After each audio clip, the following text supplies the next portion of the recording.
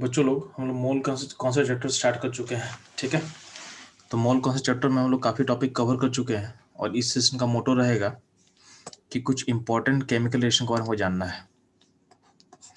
क्योंकि होता क्या है कि कभी कभी आपको रिएक्शन नहीं लिख के नहीं देगा, और आपको पता है कि मोल कॉन्सेप्ट चैप्टर में अगर रिएक्शन आपको नहीं पता है, आपको बैलेंस इक्वेशन नहीं पता, तो क्वेश्चन आप सॉल्व नहीं कर पाओगे, ठीक है। तो बैलेंस इक्वेशन करने के लिए पहले आपको रिएक्शन तो पता होना चाहिए, यानी आपका रिएक्टेंट क्या होगा और प्रोडक्ट क्या होगा। ठीक है, तो ध्यान देना।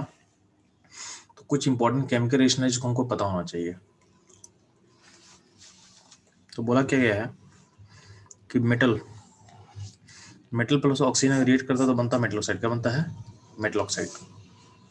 ठीक, तो जैसे हमारे कि सोडियम है और सोडियम प्लस ऑक्सीजन लिख देंगे तो सोडियम प्लस O2 क्या बनाओगे आप?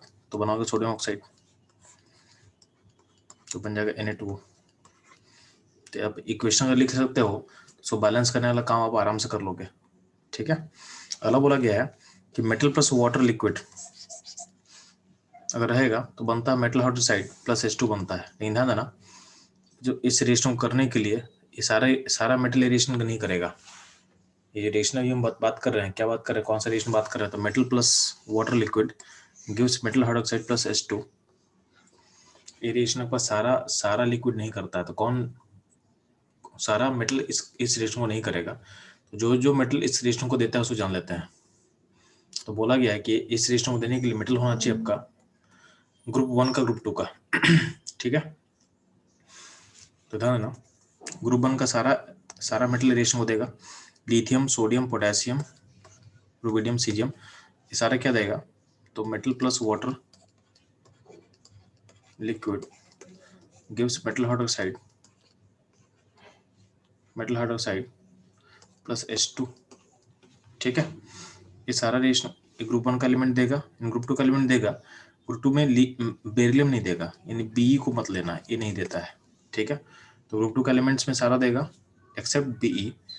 मैग्नीशियम देता है, ध्यान, मैग्नीशियम जब भी रिएक्ट करेगा वाटर लिक्विड में तो वाटर लिक्विड होना चाहिए हॉट, यानी मैग्नीशियम जो होता है रिएक्शन देगा कब देगा? जब वाटर होगा हॉट। कोल्ड वाटर के साथ मैग्नीशियम रिएक्ट नहीं करता है, ये ध्यान देना आप। ठीक है, तो ये रिएक्शन समझ में आ गया, इसका ध्यान दोगे।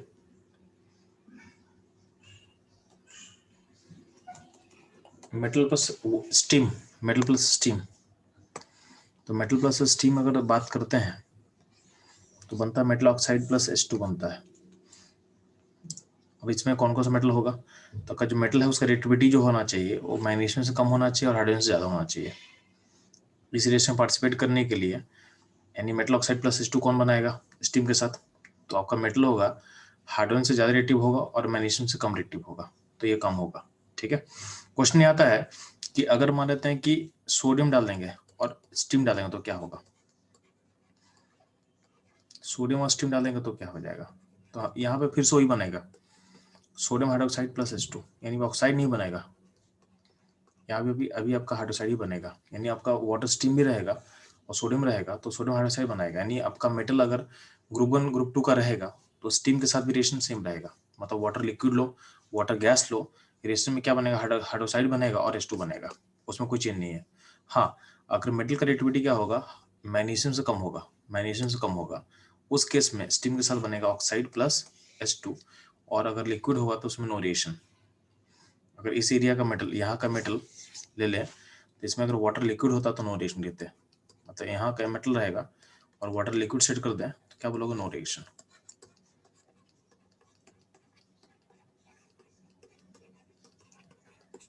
ठीक है, ये ध्यान देना आप लोग। अगला रिएक्शन क्या है? Metal plus acid. तो मेटल प्लस एसिड क्या बनता है? तो सॉल्ट प्लस H2 बनता है। क्या बनता है? सॉल्ट प्लस H2 बनता है। और इसको बनने के लिए यहाँ जो मेटल होगा, इस मेटल का रिएक्टिविटी जो होगा हाइड्रोजन से ज़्यादा होना चाहिए। क्या होना चाहिए? आपके हाइड्रोजन से रिएक्टिविटी ज़्यादा होना चाहिए। ठीक है, ये ध्यान दोगे, नहीं ध्यान देना। अगला रिएक्शन क्या लिया हुआ है? तो मेटल ऑक्साइड प्लस एसिड। तो मेटल ऑक्साइड प्लस एसिड में क्या होता है, ध्यान देना। तो मेटल ऑक्साइड प्लस एसिड क्या बनेगा? सॉल्ट प्लस वाटर बनेगा, ठीक है, plus metal oxide plus water क्या बनाता है, तो मेटल हाइड्रोक्साइड बनाता है। लेकिन इस रिएक्शन को होने के लिए आपका मेटल का जो रिएक्टिविटी है वो mg से ज़्यादा होना चाहिए, mg से ज़्यादा होना चाहिए। Metal oxide plus H2O gives metal hydroxide, इसको होने के लिए आपके मेटल का रिएक्टिविटी mg से ज़्यादा होना चाहिए। ठीक, अगला पॉइंट है मेटल हाइड्रोक्साइड प्लस एसिड क्या बनेगा, तो salt plus H2O। Metal carbonate plus acid क्या बनता है, तो salt plus H2 plus CO2। ठीक, ध्यान देना।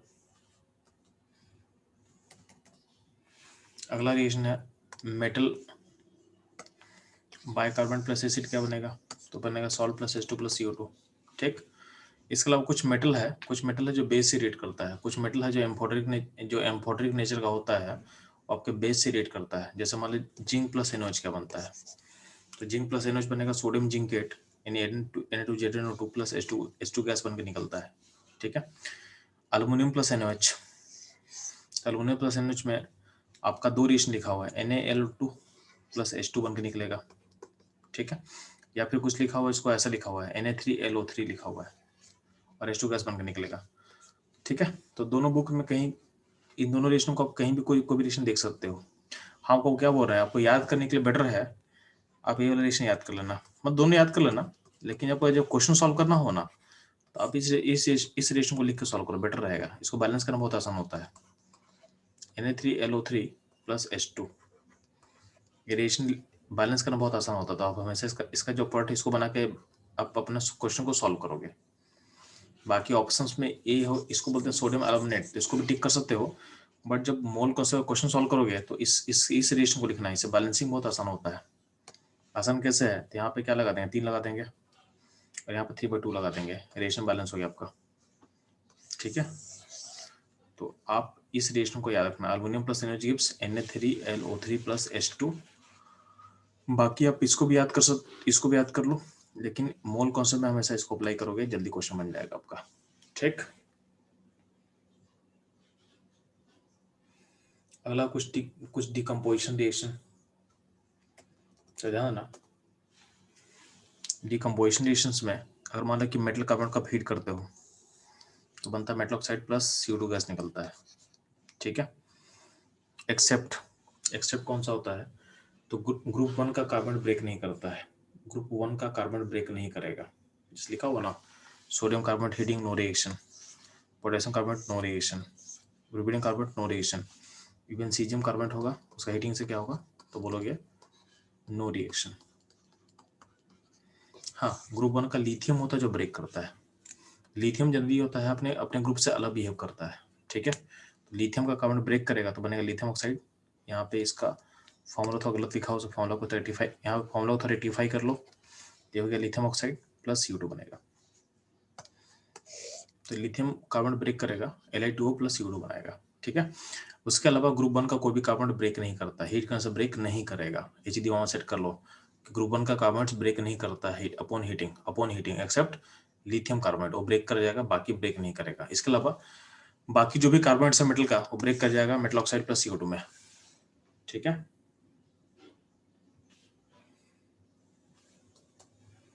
ये ध्यान देना। अगर आपका मेटल कॉपर से कम रिएक्टिव होगा तो for metal less reactive than copper से कम रिएक्टिव अगर आपका मेटल होता है, जैसे मान लिया मरकरी ले लिया गया, तो मरकरी कार्बन को हीट करो तो क्या बनेगा, पहले बनता मरकरी ऑक्साइड बनेगा, NCO2 बनेगा। अब मरकरी ऑक्साइड को ज़्यादा हीट कर दो तो क्या बनेगा, मरकरी बाहर निकल जाएगा और O2 बाहर निकल जाएगा, यानी मरकरी O2 दोनों अलग अलग हो जाएगा। कब होगा, जब जब आपका मेटल का रिएक्टिविटी कॉपर से कम होता है, तो जब आप हीटिंग बहुत बढ़ा दोगे तो ऑक्साइड बनने के बाद वो फर्दर मेटल प्लस O2 में टूट जाएगा। सिमिलरली जब सिल्वर कार्बोनेट है तो पहले बनेगा सिल्वर ऑक्साइड बनेगा, और ज़्यादा हीटिंग हो जाए तो क्या होगा, सिल्वर अलग हो जाएगा, O2 अलग हो जाएगा। और अब क्वेश्चन में ऐसा लिखा हो कि सिल्वर और कार्बन को हम स्ट्रॉन्ग हीटिंग कर दे रहे हैं, स्ट्रॉन्ग हीटिंग, तो स्ट्रॉन्ग हीटिंग का मतलब है कि दोनों स्टेप आप एक बार में कर दिए,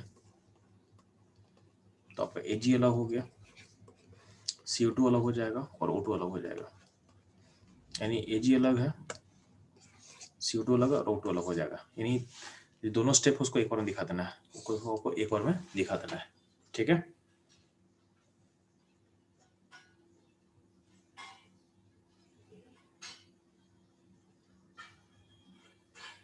इसका ध्यान देना। आपका मेटल बाइकार्बोनेट होगा, उसको हीट करने से क्या बनता है, तो पहले बनेगा मेटल कार्बोनेट बनेगा और CO2H2 बनेगा। अब ध्यान ना, आपको पता है कि जो मेटल कार्बोनेट रहता है वो भी टूट जाता है, तो क्या बनेगा, मेटल ऑक्साइड प्लस CO2 बनेगा। तो अल्टीमेटली क्या बनेगा, तो मेटल का बाइकार्बोनेट आपको हीट करोगे तो क्या बनेगा, मेटल ऑक्साइड बनेगा, CO2 बनेगा, H2 बनेगा, क्योंकि कार्बन तो फर्दर ब्रेक कर जाता है। लेकिन वही होता है कि अगर मेटल बाइकार्बोनेट में अगर होगा ग्रुप 1 का सॉल्ट, ये जो M है, M होगा और मान लेते हैं सोडियम, पोटेशियम, रुबिडियम, सीजियम, अगर ये सब मेटल रहा तो इसको हीट करने से बस मेटल कार्बन में ब्रेक करेगा, प्लस H2 CO2 निकल तो जाएगा,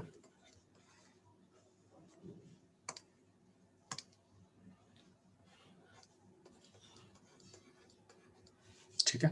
फर्दर आपका कार्बन ब्रेक नहीं करता। आपको पता है कि ग्रुप 1 का जो सोडियम, पोटेशियम, रुबिडियम, सीजियम का जो कार्बन होगा टूटेगा नहीं, यानी फर्दर इसमें कोई होगा नो रिएक्शन, यानी फर्दर इसमें रिएक्शन नहीं होगा, यानी यहीं पे स्टॉप कर जाएगा, ये रिएक्शन यहीं पे स्टॉप कर जाएगा, ठीक है, ये रिएक्शन यहीं पे स्टॉप कर जाएगा, ठीक। तो ये ध्यान देना। बाकी मेटल का क्या होगा, मेटल कार्बन को टूट जाएगा, फर्दर टूटेगा मेटल ऑक्साइड प्लस CO2 में, यानी बाकी वाले मेटल बाइकार्बोनेट में क्या होगा, मेटल ऑक्साइड बनेगा, CO2 बनेगा और H2 बनेगा। इसको आपको फिर बैलेंस करना पड़ेगा, ठीक है। तो ये रहेगा बाइकार्बोनेट का हीटिंग। और ध्यान देना, जो मेटल नाइट्रेट होता है इसको हीट करने से क्या क्या बनता है, मेटल ऑक्साइड बनेगा प्लस Na2 बनेगा प्लस O2 बनेगा, ठीक है। एग्जाम्पल दिया हुआ है, जैसे मान लें कि लिथियम नाइट्रेट है, तो टूटेगा तो Li2O बनेगा, lithium oxide Li2O plus Na2 plus O2 बनेगा, ठीक है। अब ध्यान देना, इसके अलावा मान लें कि जैसे पास है लेड नाइट्रेट, तो लेड नाइट्रेट हीट करने से क्या बनेगा, तो बहुत सिंपल है, लेड का ऑक्साइड बनेगा प्लस Na2 बनेगा प्लस O2 बनेगा, ठीक है। अब ध्यान देना, जब बात करते हैं नाइट्रेट का हीटिंग में, तो किसका नाइट्रेट ब्रेक नहीं करता है, तो आप ध्यान दोगे जो ग्रुप 1 का नाइट्रेट है कौन कौन, तो सोडियम, पोटेशियम, लिथियम छोड़ दो, लिथियम टूट जाता है, लिथियम का ब्रेकिंग ऊपर हम दिखा चुके हैं, ठीक है। लिथियम के अलावा सोडियम, पोटेशियम, रुबिडियम, सीजियम का जो नाइट्रेट्स होगा वो जनरली ब्रेक नहीं करता है, ठीक है। और तुम अगर स्ट्रॉन्ग हीटिंग कर दोगे ना, अगर स्ट्रॉन्ग हीटिंग कर दोगे तो ब्रेक करेगा किसमें, तो मेटल नाइट्राइट में टूटेगा, MnO2 फॉर्म करेगा प्लस O2 बनेगा, यानी यहाँ पे मेटल ऑक्साइड फॉर्मेशन नहीं होता है, मेटल नाइट्राइट में ब्रेक कर जाएगा, ठीक है।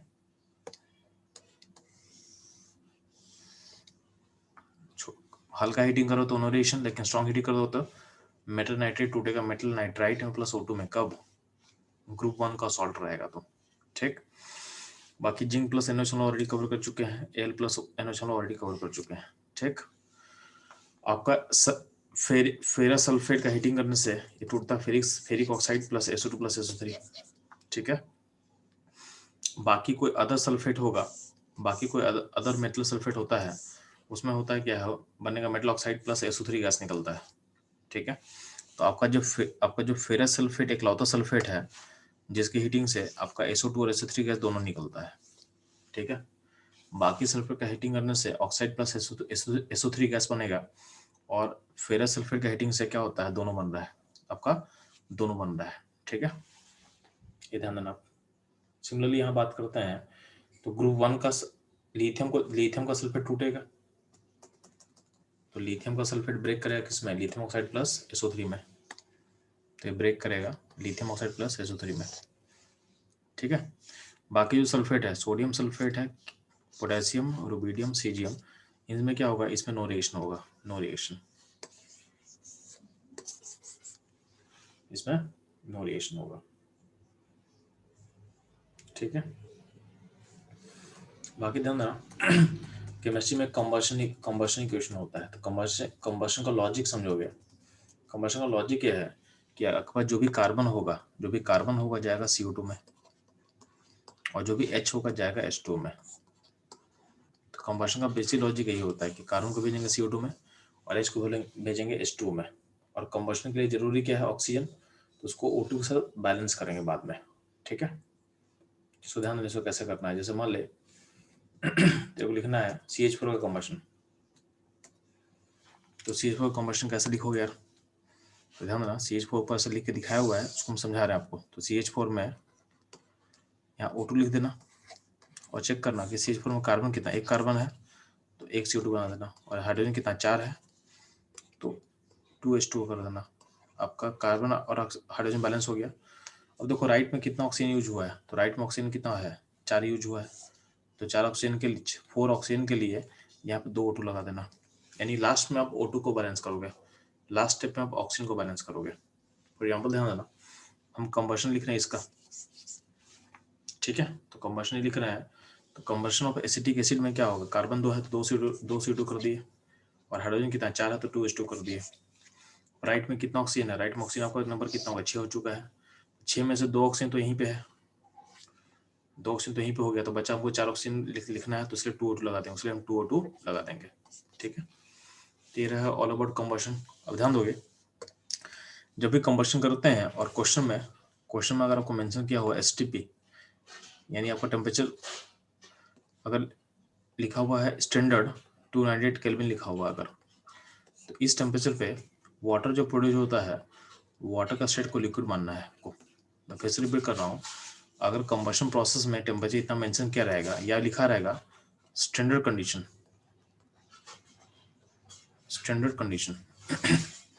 इस कंडीशन में जो वाटर प्रोड्यूस होता है उसका स्टेट क्या होगा, लिक्विड होगा, ये आपको पता होना चाहिए।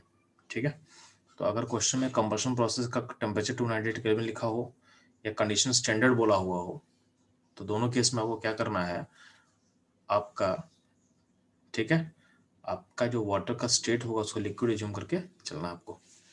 ये रहेगा ऑल अबाउट इंपॉर्टेंट रिएक्शन, जिसका हमको यूज कर सकते हैं लोग आगे। ठीक है, अब ध्यान देना, इसका यूज करके हम लोग कुछ क्वेश्चन सॉल्व करेंगे। क्वेश्चन क्या सॉल्व करना, ध्यान देना।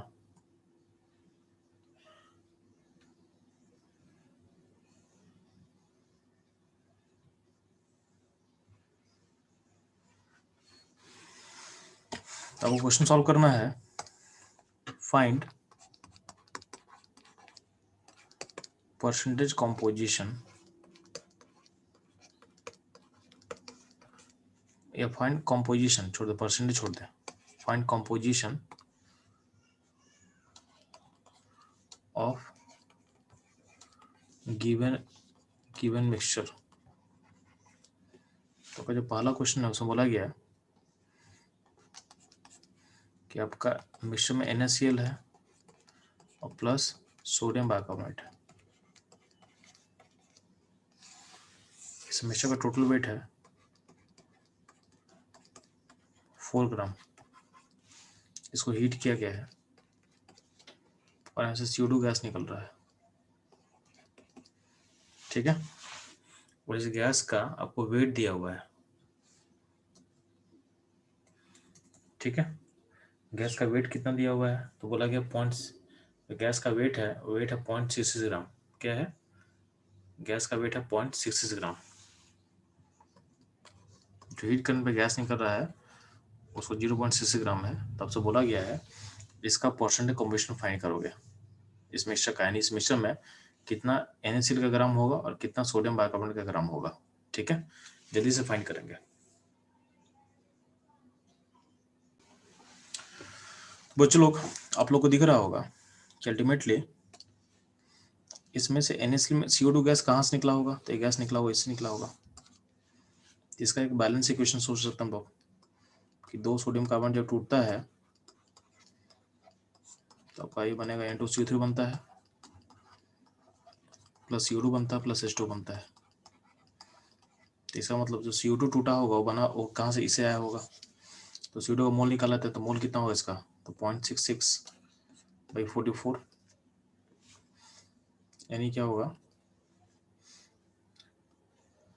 3/2। ठीक है, इसको सॉल्व कर देख सकते हो, तो क्या हो जाएगा ये चीज, तो आपका NaCl था प्लस सोडियम बाइकार्बोनेट था आपके पास। CO2 गैस निकला, किस निकला, इससे निकला है। तो 0.66 में ग्राम में कितना होगा ये मोल, तो मोल होगा 3/2 इंटू 10⁻², इतना मोल होगा। तो बैलेंस इक्वेशन में यहाँ दो लगाना पड़े मेरे को। तो इस जितना मोल CO2 होगा उसका डबल मोल होगा किसका, सोडियम बाइकार्बोनेट का। तो इसका मोल कितना हो जाएगा, इसका मोल हो जाएगा 3/2 इंटू 2 इंटू 10⁻², यानी 0.03 मोल हो जाएगा। ये मोल हो जाएगा इसका। अब सोडियम बाइकार्बोनेट का मोलर मास कितना होता है जी, तो NaHCO3 का मोलर मास होता है 84 ग्राम। क्या होगा, 84 ग्राम। तो 0.03 मोल में 0.03 इसका वेट निकाल लें। इसका वेट ऑफ NaHC3 कितना होगा जी, तो 0.03 इंटू 84 कर ले, ठीक है। यानी 0.84 इंटू 3 कर सकते हैं लोग। तो कितना हो जाएगा, क्या हो जाएगा 2.52 ग्राम, ठीक है। तो आपका टोटल वेट कितना था, 4 ग्राम का था। 4 ग्राम के वेट में से आपका सोडियम बाइकार्बोनेट हो गया 2.52 ग्राम। तो NaCl कितना बचेगा, तो ये बचेगा 1.48 ग्राम। तो ये होगा आपका आंसर। NaCl का वेट हो जाएगा 1.48 और सोडियम बाइकार्बोनेट का वेट हो जाएगा कितना, 2.52, ठीक है। तो ये आपका पहला क्वेश्चन हो गया, ठीक। इसमें कोई डाउट आप लोगों को, चलो सर थोड़ा दोबारा समझाएं। सर NaCl वाला प्रॉब्लम है। Yes sir. ध्यान देना।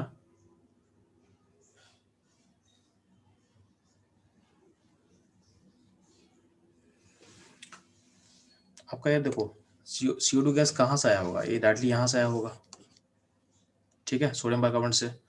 तो हम लोग CO2 का मोल अगर निकाल लेते तो मोल होगा 3/2, इतना मोल होगा। तो जितना मोल CO2 निकला होगा उसका डबल मोल टूटेगा सोडियम बाइकार्बोनेट। ये तो रिलेशन से बता सकते हम लोग।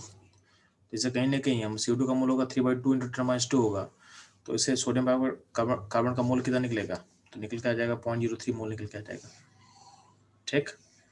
इसका डबल कर देंगे हम, और इस 0.03 मोल सोडियम बाइकार्बोनेट से हम लोग निकाल सकते हैं उसका वेट। वेट के लिए क्या चाहिए हमको, मोलर मास चाहिए। तो मोलर मास 84 दे दिया गया है। तो 0.03 इंटू 84 से करेंगे तो आ जाएगा 2.52 ग्राम हो जाएगा। ये हो जाएगा सोडियम बाइकार्बोनेट का वेट। यहाँ तक कोई दिक्कत है तो पूछेंगे मेरे से। इसमें कोई प्रॉब्लम है आप लोग को, नो सर। यहाँ तक दिक्कत है तो नो सर। तो बहुत आसान है जी। टोटल वेट सिस्टम का इतना दिया होता क्वेश्चन में, ये दिया होता क्वेश्चन में।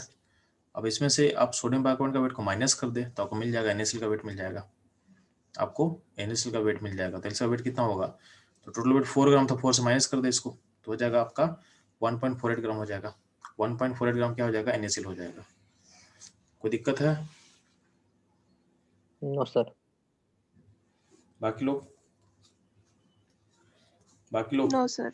नहीं, नो सर। चलो ठीक है। नेक्स्ट क्वेश्चन ध्यान देना।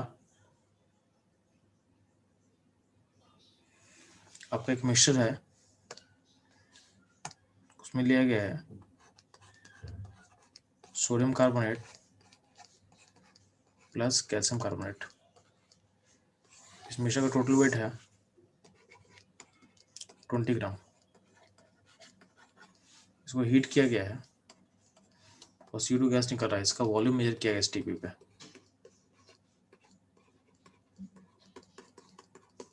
तो ये है 2.24 लीटर, ठीक है। आपको फाइंड करना percentage composition. Find composition of sample. In sample में सोडियम कार्बोनेट कितना ग्राम होगा और कैल्शियम कार्बोनेट कितना ग्राम होगा, फास्ट।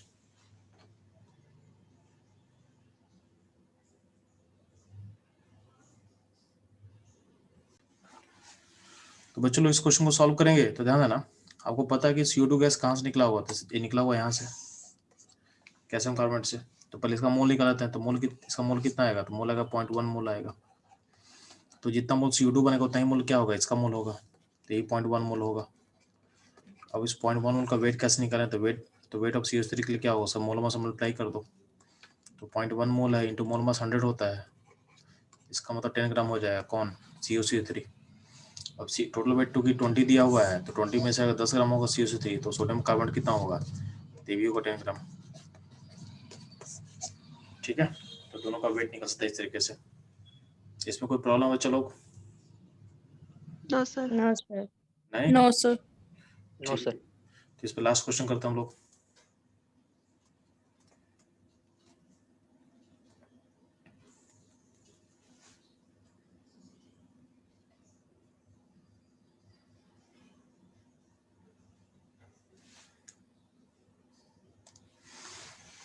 नेक्स्ट क्वेश्चन क्या बोला भाई? चलो, क्या आपके पास एग्जाम्पल है मैग्नीशियम कार्बोनेट का प्लस कैल्शियम कार्बोनेट का। सैंपल का टोटल वेट क्या दिया हुआ है? 92 ग्राम। और इसे हीट करने से बोला गया CO2 गैस निकलता है, और CO2 गैस का जो वॉल्यूम है, CO2 गैस का वॉल्यूम लिया है 22.4 लीटर। आपको पता क्या करना है? आपको पता करना फिर से सैंपल का कंपोजिशन पता करना है। तो find composition, find composition of sample पता करना है।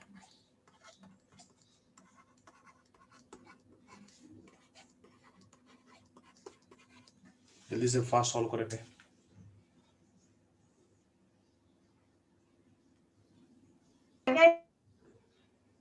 तो ध्यान देना बच्चों,